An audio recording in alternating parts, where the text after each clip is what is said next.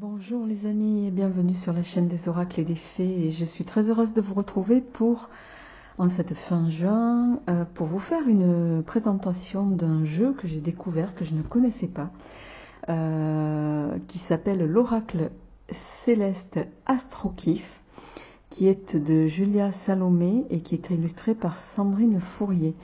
Je le trouve fort intéressant.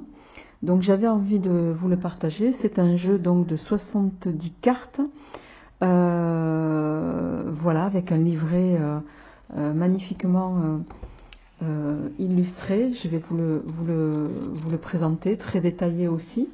Qui se présente donc comme souvent dans un coffret classique, mais toujours de très bonne qualité. Au niveau de l'édition, je vois pas d'ailleurs qui est l'éditeur.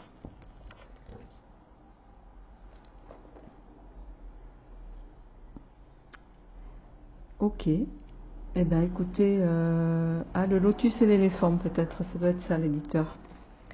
Donc c'est, avant de parler plus communément du jeu et de vous le présenter, je vais d'ores et déjà, on va regarder ensemble le livret. Donc c'est un livret qui est assez conséquent, on le voit, dans lequel on va trouver toute une partie évidemment avec le sommaire.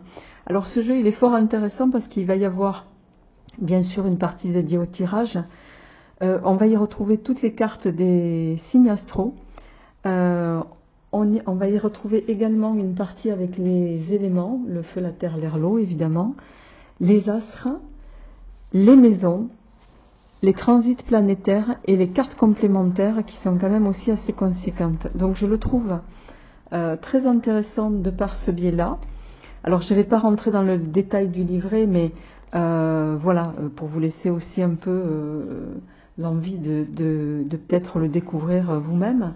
Mais voyez par exemple, on retrouve pour chaque carte, ici notamment c'est les Gémeaux, on va retrouver donc une partie descriptive concernant le signe, évidemment la période, et la part de lumière et d'ombre liée à chaque signe, avec les mots-clés évidemment, et je trouve que ça donne une portée supplémentaire aux cartes. Qui cumulé à l'intuition de chacun peut donner des tirages fort intéressants. Donc je ne l'ai pas encore testé, mais je pense le tester pour vos guidances du mois de juillet, que je démarrerai demain les amis. Et que j'espère, je m'excuse parce que je suis entourée de moustiques et je suis en train de me faire dévorer de partout, c'est l'horreur. Et que j'espère vous mettre en ligne. J'en mettrai probablement une partie demain et l'autre partie d'ici la fin du week-end. Allez, on y va les amis. Donc les cartes sont de très bonne qualité, assez souples à la fois. On est sur quelque chose de glossy, donc de lisse. On n'est pas sur du mat. Je pense qu'on doit être sur du 300 grammes ici, avec une bordure dorée. Voilà, pour ceux qui apprécient les dorures. Les cartes sont assez grandes. Je pense qu'elles doivent faire, par rapport à un tarot, on est sur du 8 par 13, ce qui est quand même assez conséquent. Si je devais prendre une des cartes de mon oracle Isée, qui lui est sur un format tarot, vous allez voir qu'on est quand même sur quelque chose d'assez grand. Voilà. On a quand même des cartes qui sont un peu plus grandes. Donc pour ceux qui aiment les grandes cartes, c'est un jeu qui vous intéressera probablement. Alors, je vais mettre mon téléphone en silencieux parce que... Voilà. Allez les amis, on y va. On va démarrer donc avec ce jeu. Je vais faire ça comme ça, que je trouve fort magnifique. Donc c'est l'oracle céleste Astrokif. Donc les amis, on y va. on commence avec les cartes de signes, puisque je n'ai pas mélangé ce jeu. On a ici les béliers, et donc vous voyez en haut, on retrouve les mots-clés dans un sens positif, et bien sûr, si toutefois la carte tombait à l'envers, on va retrouver ici les aspects négatifs associés au signe. J'aimerais bien qu'il fasse la mise au point. J'espère que vous m'entendez bien. Voilà. Ensuite, on retrouve évidemment les éléments associés à la carte. Donc ça, c'est la première carte. L'élément qui concerne le signe du bélier. On va avoir la même chose avec les taureaux.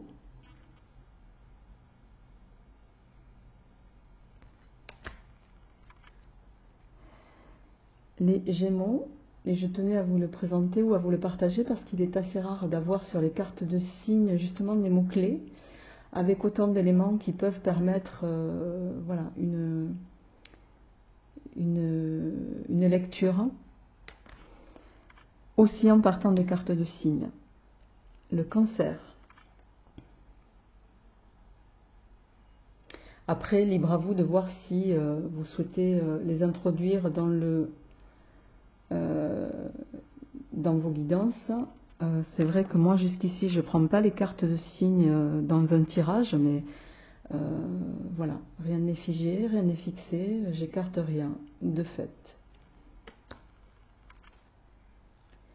Le signe de la Vierge.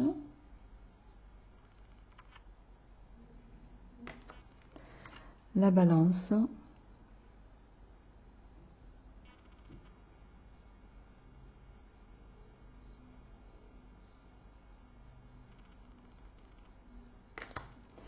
Le Scorpion. J'aime beaucoup aussi les illustrations un peu, s'il veut bien faire la mise au point. Je trouve que ça fait un peu art déco.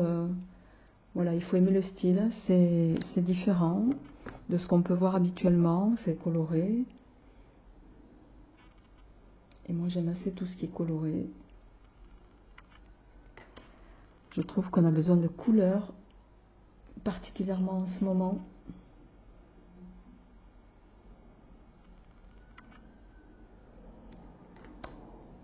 Le Verseau.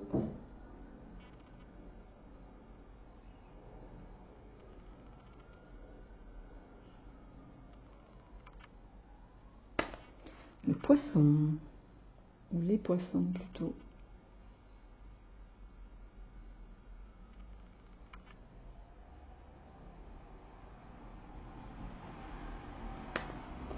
On va passer aux cartes des éléments avec le feu.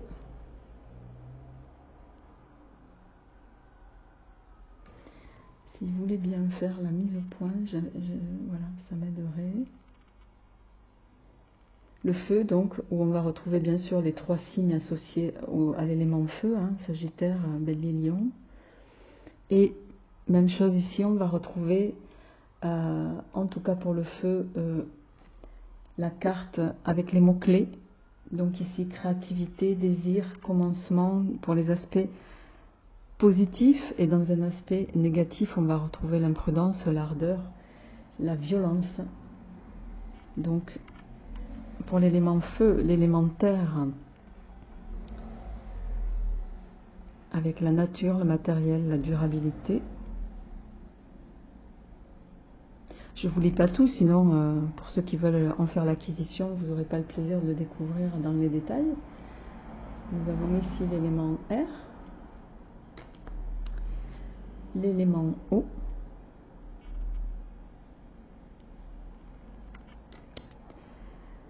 on passe ici aux cartes des planètes.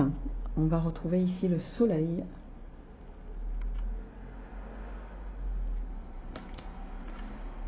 la Lune,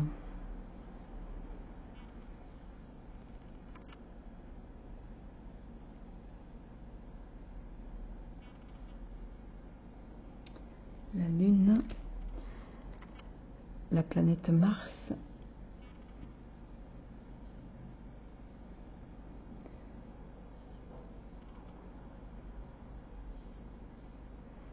On va retrouver Vénus, bien sûr.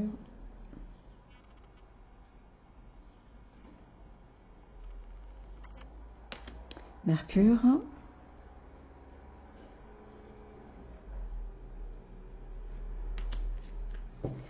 Jupiter, qu'on connaît bien comme étant la planète de la chance.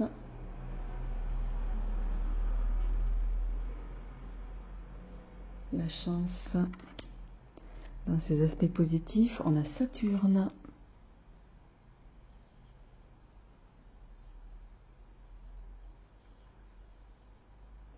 Je suis désolée, vraiment, je suis pas... j'arrive jamais à faire une mise au point comme il faut, ça m'agace un peu. Je vais peut-être rester les mettre moins hautes, peut-être que ça se... Vous les verrez davantage.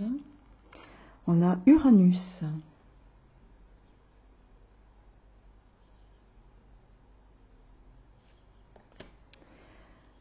On a transformé avec Pluton.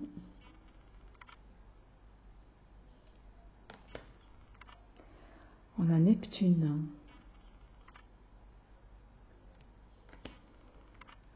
On va trouver dans ce jeu aussi la particularité, on va y trouver les nœuds.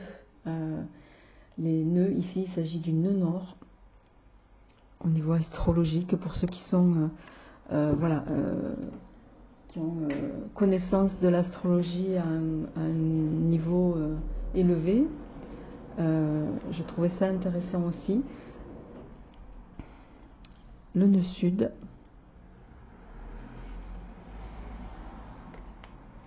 La lune noire.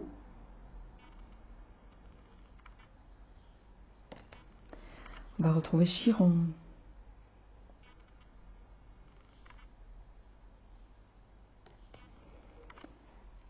Cérès.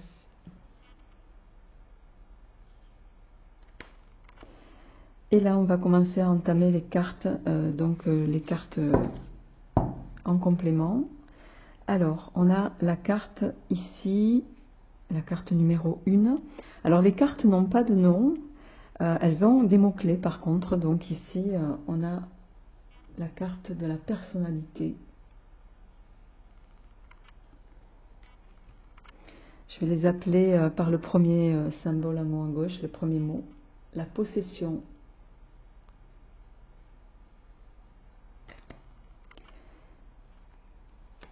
La jeunesse.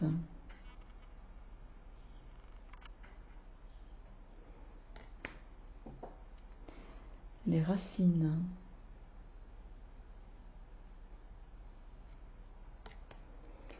La création.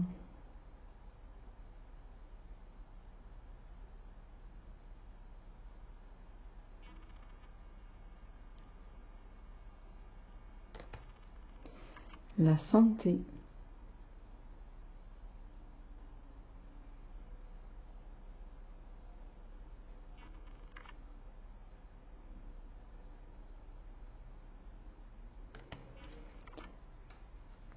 Alors on a une jolie carte avec les anneaux qui va nous parler bien sûr de partenariat, de mariage.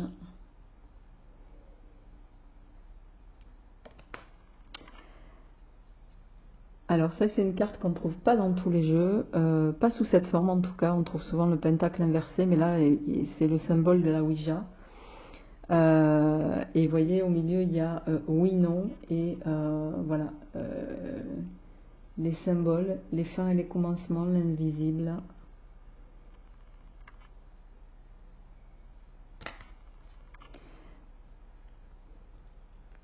Le voyage avec cette carte du monde représenté dans le fond.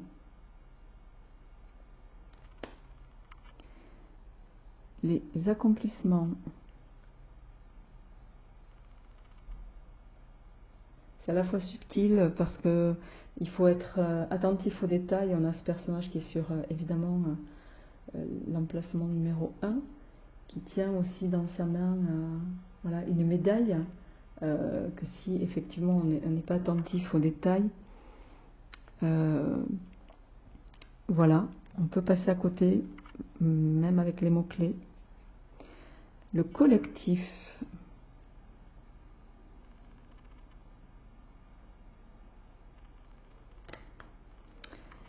Le monde intérieur, la charité, les rêves. Alors j'avoue que cette carte m'a assez surprise parce que je ne l'imaginais pas comme ça. Euh, Disons que spontanément, c'est pas comme ça que je l'aurais interprété. S'il n'y avait pas eu les mots-clés là pour me parler du monde intérieur, des rêves, j'avoue que je l'aurais pas pensé comme ça. Mais bon, pourquoi pas. Alors, tiens, on a Mercure. Mercure rétrograde, pardon.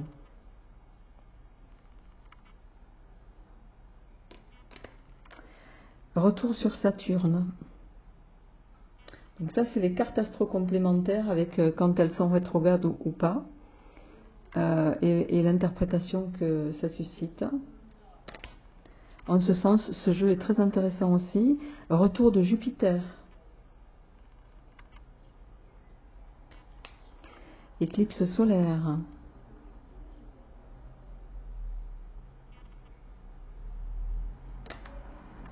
Éclipse lunaire.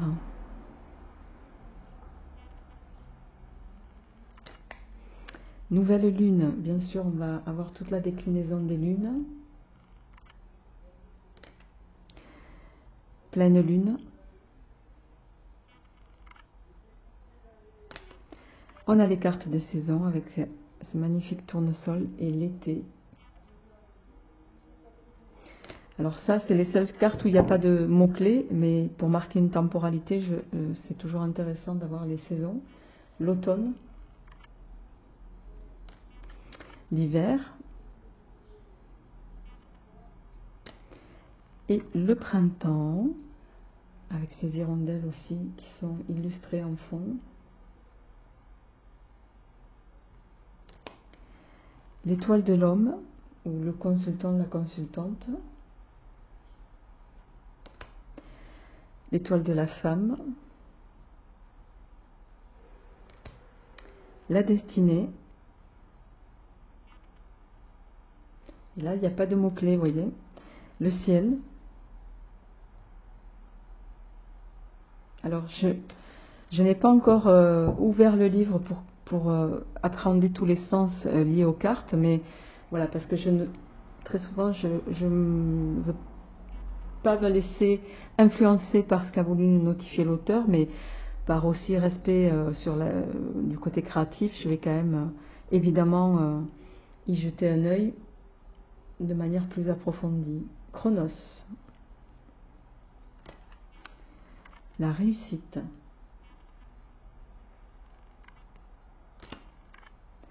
Le changement.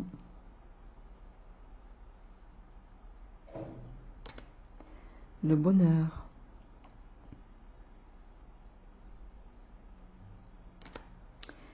La ruine.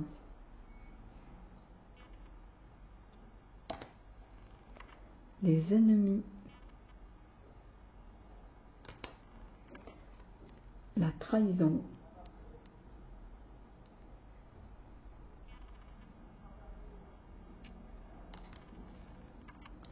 La paix.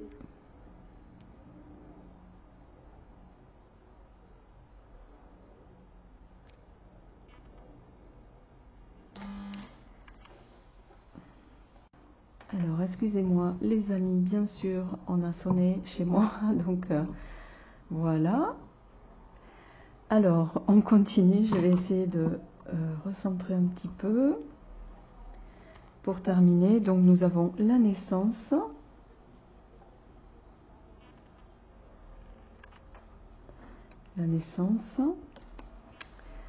la mort,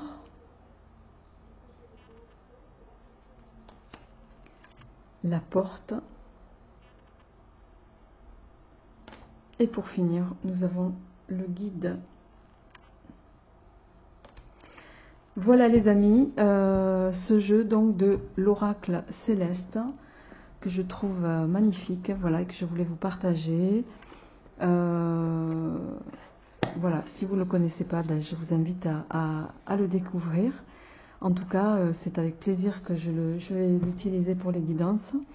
Je suis heureuse, merci en tout cas de votre écoute, merci pour toutes les personnes qui étaient présentes sur le mois de juin pour les guidances. Merci pour tous vos messages. J'ai pas encore répondu à tout le monde, mais voilà, je fais au fur et à mesure. Un très très grand merci à vous tous, les amis, et puis je vous retrouve très vite pour les guidances de juillet. Portez-vous bien, à bientôt.